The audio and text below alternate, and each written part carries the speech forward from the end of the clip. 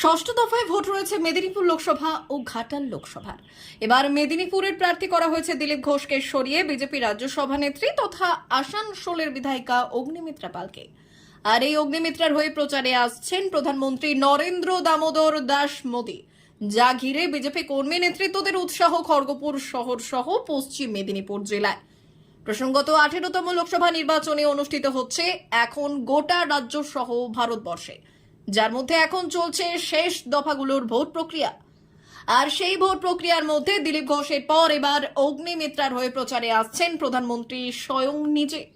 BJP সূত্র মতে প্রধানমন্ত্রীর সভা হবে মথুরাকাঠির আর্য বিদ্যাপীঠ মাঠে বিকেল 4টে নাগাদ। মোদী তার চপারে করেই আসবেন এই সভায় যোগ দিতে। যদিও এদিন নরেন্দ্র মোদীর আরও দুটি সভা রয়েছে এই রাজ্যে। তিনি প্রথম পর্বে পুরুলিয়া, এরপর বাঁকুড়া সভা করার পর শেষ পর্বে তিনি মেদিনীপুরে আসবেন।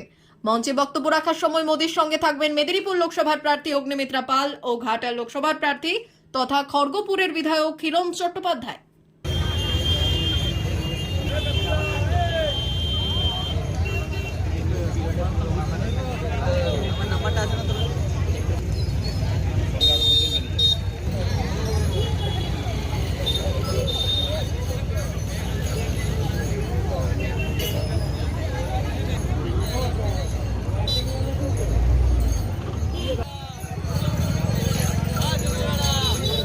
Day News, Kharagpur.